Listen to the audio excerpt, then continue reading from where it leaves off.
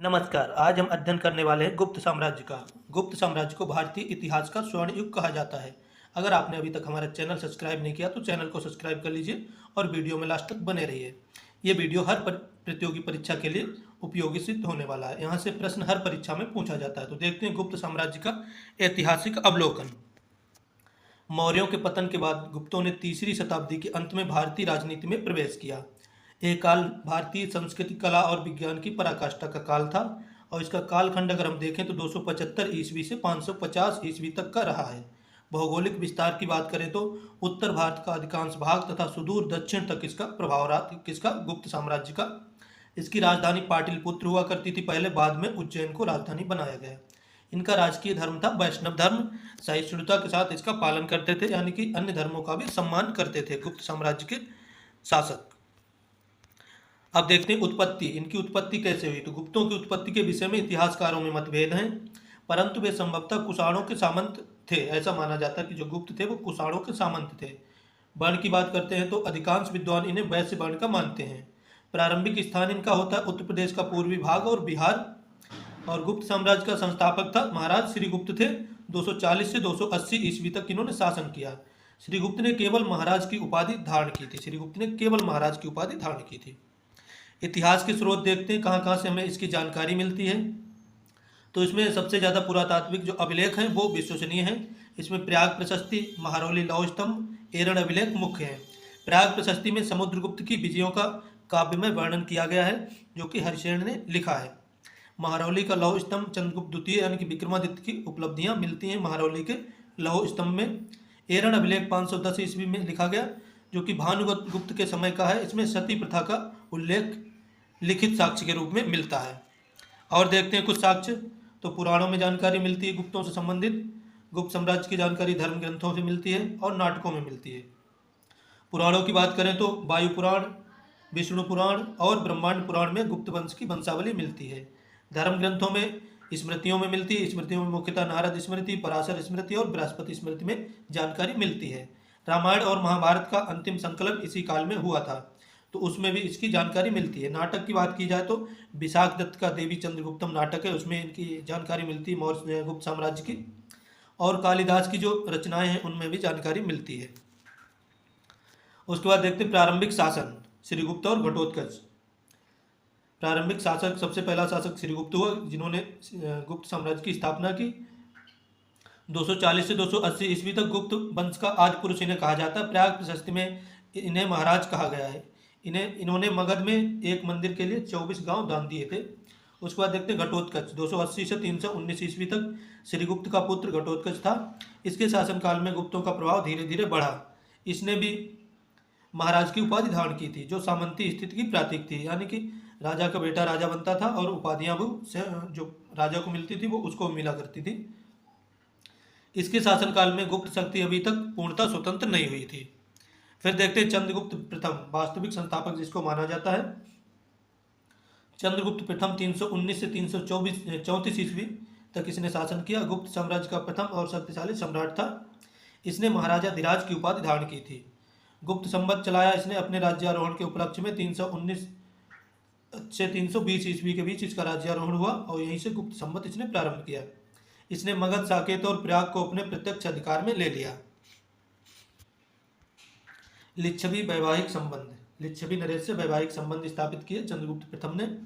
चंद्रगुप्त प्रथम की सफलता का बड़ा कारण लिच्छवियों के साथ वैवाहिक संबंध था। इसने लिच्छवी राजकुमारी कुमार देवी से विवाह किया। इस विवाह ने गुप्तों को राजनीतिक प्रतिष्ठा और सामाजिक स्वीकार्यता प्रदान की। इस घटना की स्मृति में उसने राजा रानी प्रकार के सोने के सिक्के जारी किए। समुद्रगुप्त को स्वयं लिच्छवी दौहित्र यानी लिच्छवियों का नाती कहने का गर्व था। समुद्रगुप्त के बारे में देखते हैं। इसको भारत का नेपोलियन कहा जाता है। शासनकाल होता 335 से 380 ईस्वी। समुद्रगुप्त प्रथम चंद्रगुप्त प्रथम का पुत्र था। इतिहासकार B.A. स्मिथ ने लिखा है कि भारत का नेपोलियन इसको B.A. स्मिथ ने ही कहा है, क्योंकि वह कभी युद्ध नहीं हारा, कभी कोई भी युद्ध नहीं हारा समुद्रगुप्त, इसलिए B.A. स्मिथ ने इसको भारत का नेपोलियन कहा है। वह एक महान विजेता, संगीतज्ञ और कवि था। कौन? समुद्रगुप्त। प्रयाग प्रशस्ति उसके सैन्य अभियानों का मुख्य साक्ष्य है। अब देखते हैं समुद्रगुप्त आर्यावर्त। यानी उत्तर भारत की विजय समुद्रगुप्त की कितनी विजय थी जो उत्तर भारत में उसे प्राप्त हुई। तो समुद्रगुप्त ने उत्तर भारत के 9 राज्यों को पराजित किया और उनके राज्यों को सीधे साम्राज्य में मिला लिया। उत्तर भारत में 9 राज्यों को पराजित किया। नीति क्या थी? तो राज प्रसादोद्धरण, पूर्ण विनाश की और विलय की नीति अपनाता था। ये पराजित राजाओं में अच्युत नागसेन और रुद्रदेव प्रमुख थे। इन विजयों में गंगा यमुना दोहा पर गुप्तों का पूर्ण नियंत्रण स्थापित हो गया। दक्षिण भारत की विजय देखते हैं। दक्षिणापथ, उसने दक्षिण भारत के 12 राज्यों को पराजित किया परंतु उन्हें सीधे शासन में नहीं मिलाया। नीति क्या थी? तो ग्रहण मोक्ष अनुग्रह, जीतना मुक्त करना और दयापूर्वक लौटा देना। उसने अधीनता और वार्षिक कर स्वीकार किया परंतु पराजित राजा कांची का विष्णुगोप, कुस्तलपुर का धनंजय भौगोलिक दूरी के कारण एक व्यापारिक प्रशासनिक निर्णय था। यानी कि कुछ राज्यों को उसने, जो उत्तर भारत के राज्यों को अधीन कर लिया था, दक्षिण भारत के राज्यों को 12 को जीता था, बाद में उनसे कर वगैरह वसूली की बात करके उन्हें छोड़ दिया था कि आप मुझे कर देते रहो। अब देखते हैं वन राज्य एवं सीमावर्ती राज्य, आठविक राज्य, प्रांतीय राज्य, विदेशी शक्तियाँ। आठविक राज्य की बात करें तो विंध्य क्षेत्र के 18 वन राज्यों के राजाओं को अपना सेवक यानी कि परिचायक बनाया इसने।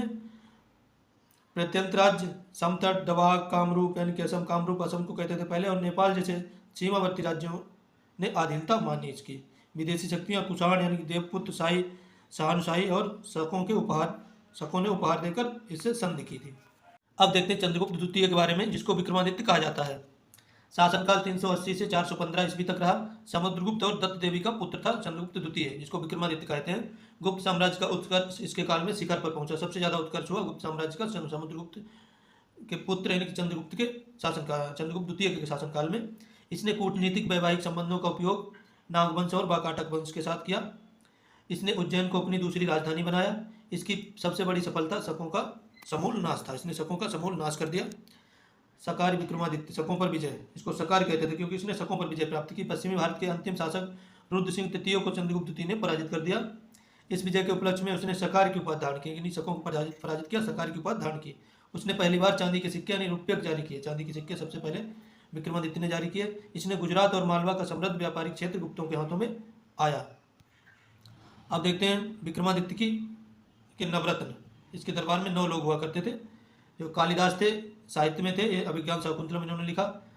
बराहमिहिर ये खगोल के क्षेत्र में विद्वान थे। पंच सिद्धांतिका इन्होंने लिखी। धन्वंतरी जिन्होंने चिकित्सा में महारत प्राप्त किया हुआ था, तो आयुर्वेद शास्त्र इन्होंने लिखा। अमर सिंह जो कोषागार के अध्यक्ष थे, अमर कोश इन्होंने लिखा है। बेताल भट्ट जादू और नीति जानते थे, और नीति प्रदीप इन्होंने ग्रंथ लिखा है। ये कुछ मुख्य नवरत्न थे इनके। इन्हें भारत का शेक्सपियर कहा जाता है। क्या कहा जाता है? भारत का शेक्सपियर कहा जाता है कालिदास को, जो इनके दरबार में नवरत्न थे। रचना इनकी क्या है? तो नाटक है अभिज्ञान शाकुंतलम, विक्रमोर्वशीयम, मालविकाग्निमित्रम, और महाकाव्य रघुवंश महाकाव्यम, कुमार संभवम, खंडकाव्य मेघदूतम और ऋतु संहारम।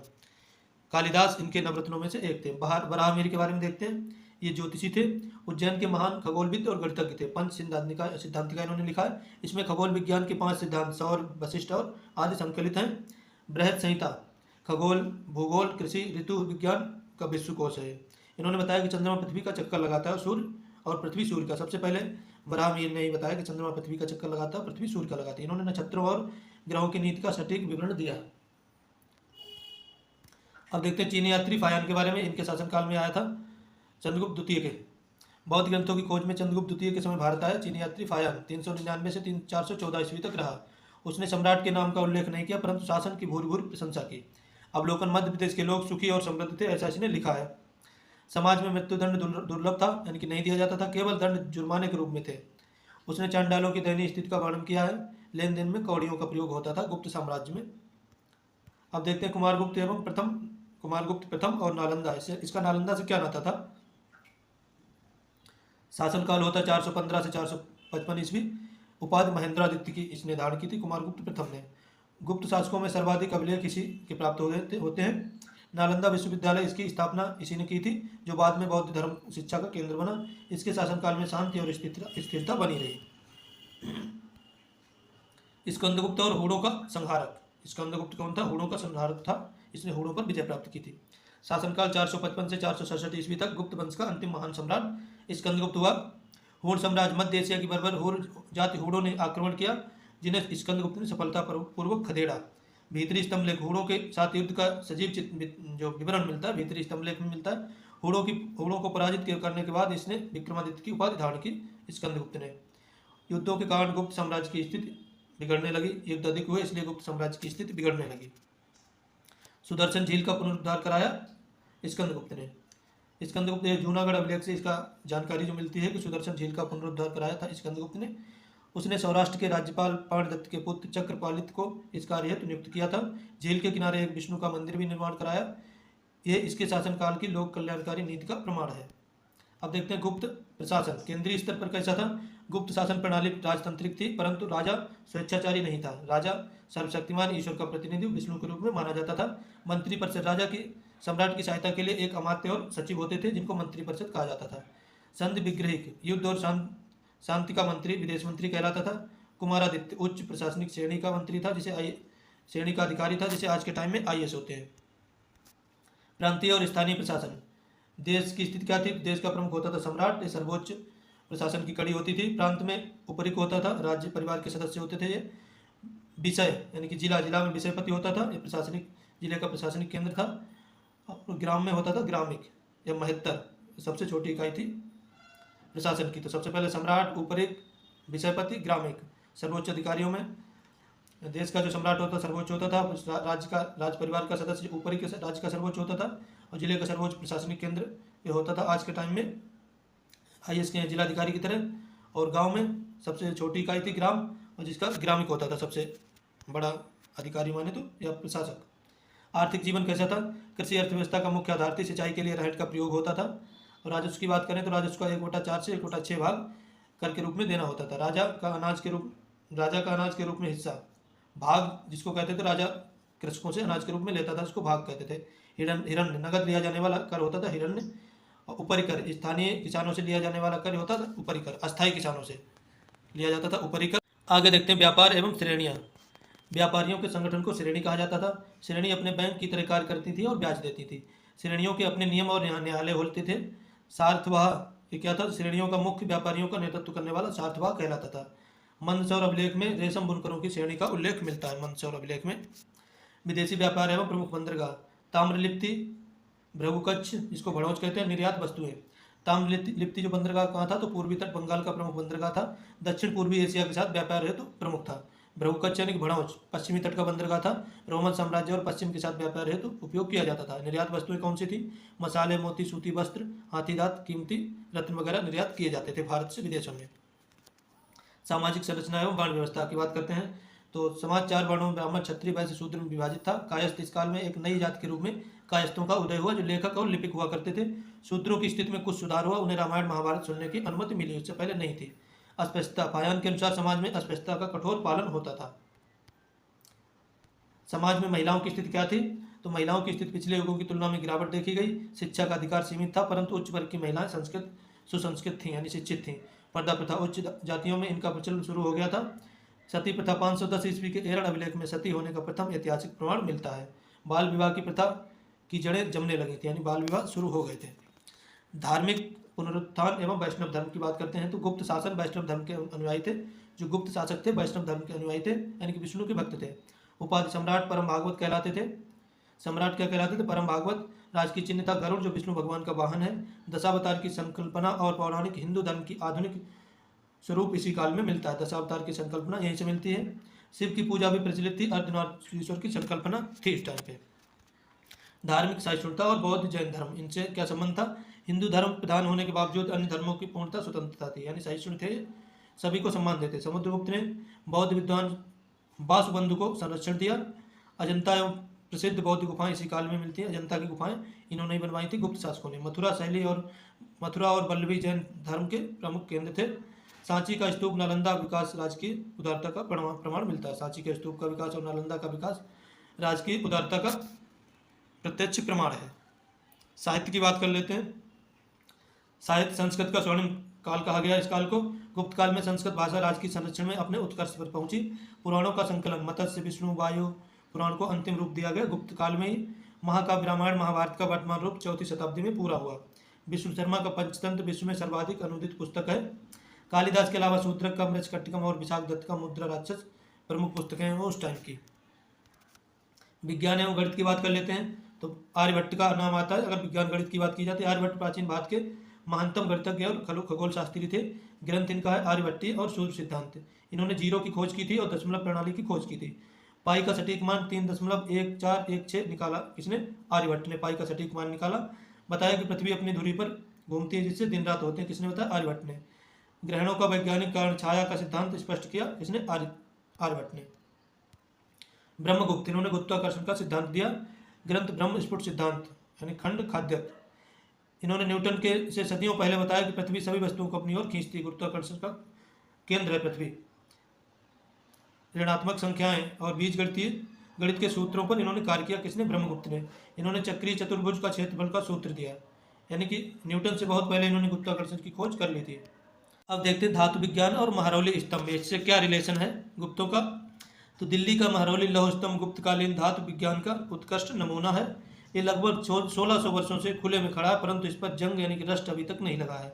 इस पर चंद्र नामक राजा चंद्रगुप्त द्वितीय की विजयों का उल्लेख है। महरौली स्तंभ में सुल्तानगंज बिहार से प्राप्त बुद्ध की प्रतिमा ताम्र मूर्ति इसी काल में मिली है। वास्तुकला की बात कर लेते हैं। इसमें नागर शैली सबसे ज़्यादा प्रचलित थी। मंदिर निर्माण की आधुनिक शैली नागर शैली का जन्म इसी में हुआ। मंदिरों में सबसे ऊंचे चबूतरे और शिखर का प्रयोग किया जाता था। प्रारंभिक मंदिर सपाट छत वाले थे, परंतु बाद में शिखर जोड़े गए। प्रमुख अंग गर्भगृह, मंडप, अंतराल और प्रदक्षिणा पथ 4 अंग होते थे मंदिर के। दशावतार मंदिर देवगढ़ में है, इसके बारे में देखते हैं। उत्तर प्रदेश के ललितपुर जिले में स्थित यह मंदिर गुप्त काल का सर्वश्रेष्ठ मंदिर है। ये भारत का प्रथम शिखर युक्त मंदिर माना जाता है। ये पंचायतन शैली में निर्मित है। इसकी दीवारों पर भगवान विष्णु तथा शेष साई और गजेंद्र मोक्ष रूप का सुंदर अंकलन है। इसे हिंदू स्थापत्य कला का प्रारंभिक गौरव कहा जाता है। दशावतार का मंदिर देवगढ़ में स्थित है। भीतरगांव का मंदिर कानपुर, ये पूर्णतः ईंटों से निर्मित मंदिर है, प्राचीन मंदिर है। इसमें शिखर का सुंदर प्रयोग किया गया है। इसकी बाहरी दीवारों पर मिट्टी यानी टेराकोटा की बनी देवी देवताओं की प्रतिमाएं हैं। ये उत्तर प्रदेश की गुप्तकालीन वास्तुकला का अनुपम उदाहरण है। गाजीपुर की भीतरी स्तंभलेख इसी श्रेणी का महत्वपूर्ण स्मारक है। गाजीपुर का जो भीतरी स्तंभलेख है इसी श्रेणी का महत्वपूर्ण स्मारक है। आगे देखते हैं गुप्त मुद्राएं। गुप्त शासकों ने सर्वाधिक स्वर्ण मुद्राएं जारी की, जिन्हें दीनार कहा जाता है। समुद्रगुप्त के सिक्कों पर इसे बीड़ा बजाते हुए दिखाया गया है। चंद्रगुप्त द्वितीय ने शकों की विजय के बाद रुपये यानी चांदी के सिक्के चलाए। शकों की विजय के बाद कुमारगुप्त ने कार्तिकेय यानी कि मयूर प्रकार के सिक्के जारी किए। कुमारगुप्त ने सिक्कों की शुद्धता साम्राज्य की आर्थिक स्थिति का दर्पण थी। गुप्त साम्राज्य के पतन के कारण देखते हैं तो हुणों का आक्रमण, उसके बाद सामंती विद्रोह, आर्थिक संकट। हुणों का आक्रमण कैसे हुआ? तो मध्य एशिया की बर्बर हुण जाति के बार बार आक्रमणों से साम्राज्य की सैन्य शक्ति और आर्थिक शक्ति कमजोर होती गई। बाद में इसका इसीलिए पतन हो गया। सामंती विद्रोह की बात कर लेते हैं।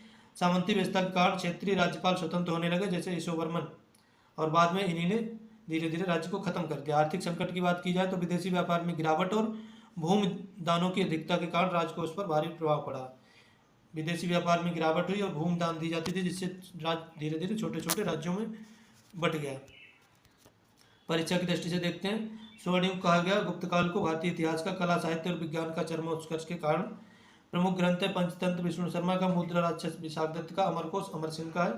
प्रमुख आविष्कार हुए शून्य का आविष्कार, दशमलव प्रणाली, पाई का मान, गुरुत्वाकर्षण सिद्धांत इसी में आए हैं। प्रमुख मंदिर दशावतार मंदिर, भीतरगांव मंदिर, तिगवा मंदिर जबलपुर का है। विदेशी यात्री फायान गुप्त चंद्रगुप्त द्वितीय के काल में भारत आया था। आशा करता हूँ आपको वीडियो पसंद आया होगा। चैनल को सब्सक्राइब कर लीजिए। धन्यवाद।